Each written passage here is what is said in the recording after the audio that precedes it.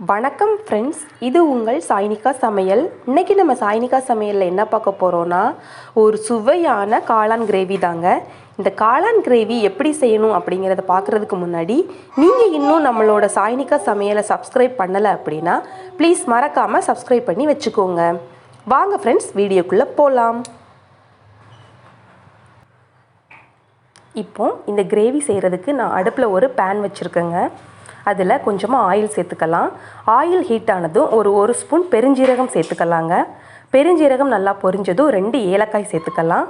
கூடவே ஒரு 3 கிராம்பு சேர்த்துக்கலாங்க. ஒரு துண்டு பட்டை சேர்த்துக்கலாம். ஒரு பிரிஞ்சி இலை சேர்த்துக்கலாங்க. இது எல்லாத்தையும் சேர்த்து நம்ம நல்லா வணக்கி விட்டுறலாங்க. இந்த ஸ்பைசஸ் எல்லாம் நல்லா பொரியணும். பாருங்கள், நல்லா பொரிஞ்சிருச்சு. இப்போது நம்ம நறுக்கி வச்சுருக்கிற ஒரு பெரிய சைஸ் பெரிய வெங்காயத்தை சேர்த்துக்கலாம்.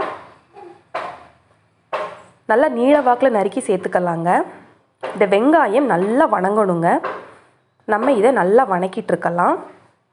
பாருங்கள், நல்லா வணங்கிருச்சு. இப்போ ஒரு கொத்து கருவேப்பிலையை நம்ம இதில் சேர்த்துக்கலாம். கருவேப்பிலையும் வணங்கிருச்சுங்க. இப்போ குட்டி குட்டியாக நறுக்கி வச்சுருக்கிற ஒரு பெரிய சைஸ் தக்காளியை நம்ம இதில் சேர்த்துக்கலாம்.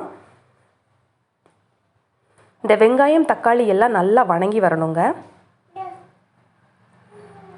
பாருங்கள், நல்லா வணக்கிடலாம். இது வணங்கினா அப்படி தான் டேஸ்ட்டு சூப்பராக இருக்குங்க. இப்போ இதுக்கு தேவையான அளவு உப்பு சேர்த்துக்கலாம். உப்பு சேர்த்து வணக்கும் போது சீக்கிரமாக தக்காளி வெங்காயம் வணங்கிருங்க.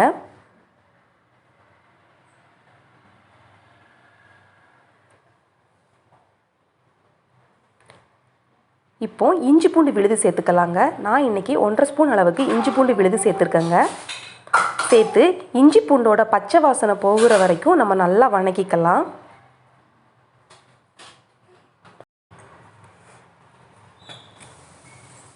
பாருங்கள், நல்லா வணக்கியாச்சு.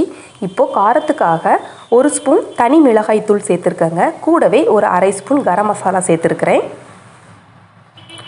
ஒரு 1/2 ஸ்பூன் மல்லித்தூள் சேர்த்துருக்கேங்க. இது எல்லாத்தையும் சேர்த்து நம்ம நல்லா வணக்கி விட்டுறலாம். இந்த மசாலா எல்லாம் எண்ணெயில் நல்லா வெந்து வரணுங்க. இப்போது நம்ம கட் பண்ணி கழுவி வச்சுருக்கிற காளானை இதில் சேர்த்துருக்கலாம். நான் இன்றைக்கி 200 கிராம் காளான் சேர்த்துருக்கேங்க.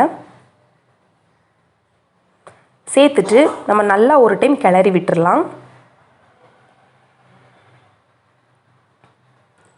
இப்போது இதுக்கு தேவையான அளவு தண்ணி வச்சுக்கலாங்க.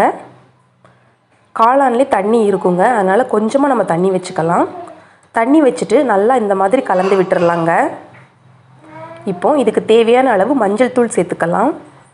சேர்த்து அதையும் நம்ம நல்லா கலந்து விட்டுறலாங்க.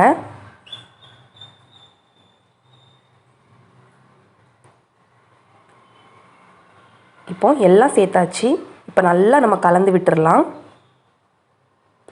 இப்போ இதை மூடி போட்டு ஒரு 15 நிமிஷம் நல்லா வேக வச்சு எடுத்துக்கலாங்க. பாருங்கள், 15 நிமிஷம் கழித்து பார்க்கும்போது நம்மளுடைய சுவையான காளான் கிரேவி ரெடி ஆயிருச்சு. இது ரொம்ப டேஸ்ட்டாக இருக்குங்க. கண்டிப்பாக ட்ரை பண்ணி பாருங்கள். நம்ம இட்லி, தோசை, சப்பாத்தி, பூரி எல்லாத்துக்கூட இதை நம்ம சாப்பிட்லாங்க.